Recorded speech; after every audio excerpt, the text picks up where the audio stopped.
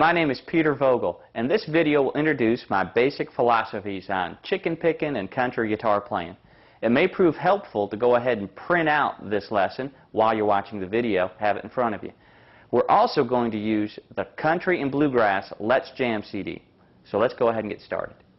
For country or chicken picking playing, I prefer a clean Telecaster sort of sound. This is what this guitar is. It's a Telecaster, and I like to have it clean. That means no distortion. I also use a couple effects very lightly. One is a compressor pedal. I like to use a compressor. And I also like to use a little bit of digital delay on what we call a quick slap, or if you have a readout, it'll be somewhere around 100 milliseconds, a little more, a little less.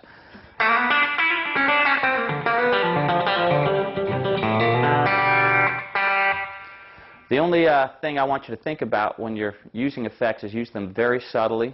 They're typically overused by most players in this type of music. You hear way too much digital delay or compression. Okay, here comes the hard part. To play chicken picking and get the snapping, popping sort of sound that I like to use a thumb pick.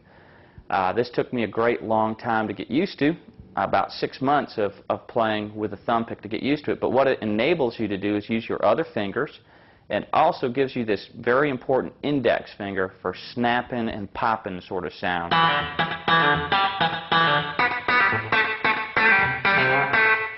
The index finger seems to be the perfect size and weight for this sort of sound.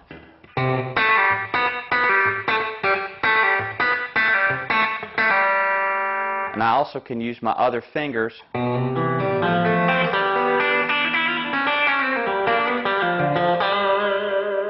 and that just allows me to achieve that country chicken picking sort of feel.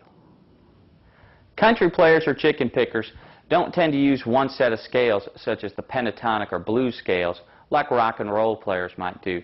They tend to play over the chords, much like a jazz player or bluegrass player would do.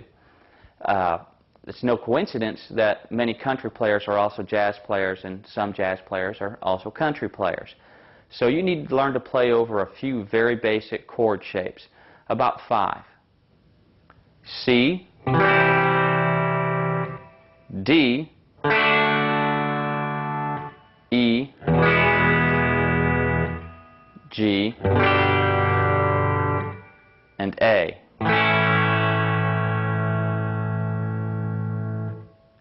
Country players also use a lot of first position lines or lines based on open position chords, much like a bluegrass player would do.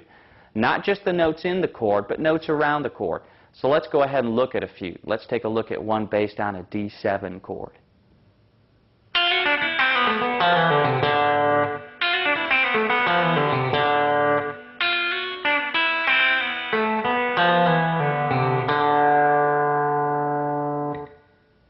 Or here's a riff based around a G chord.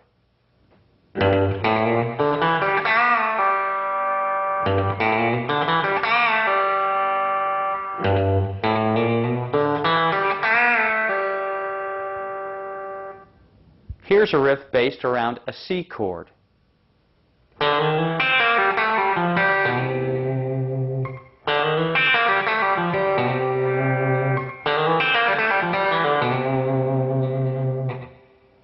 Country players or chicken pickers also use a lot of creative bending techniques. Let's go ahead and take a look at a few. Okay, here's one for a G chord. I'm going to bend the 3rd string up, play the 2nd string, and come down.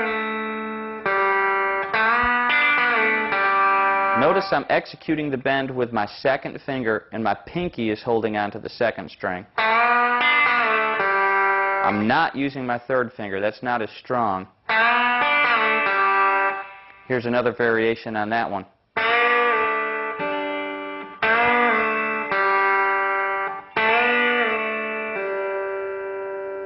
Okay, let's go up the neck now. We'll go to the 7th and 6th fret, and I'm going to bend the 2nd string. Again, I'm executing the bend with the second finger because it's a strong finger. First finger's right behind it, helping out.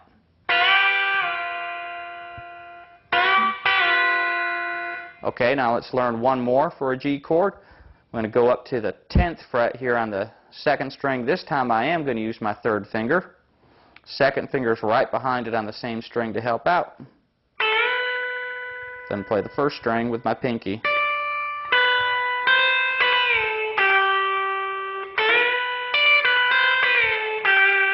I'm holding that bend up there while I play the pinky, back to the 1st finger, and then I'm coming down with the bend.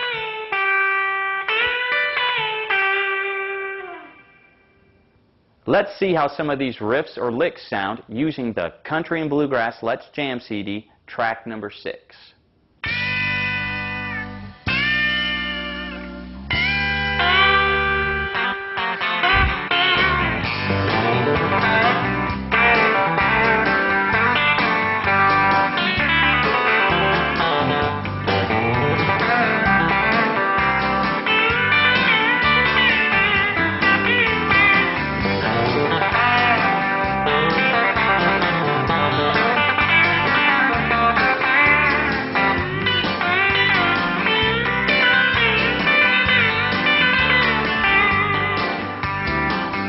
Well, that's it for our lesson today on some country chicken picking basics.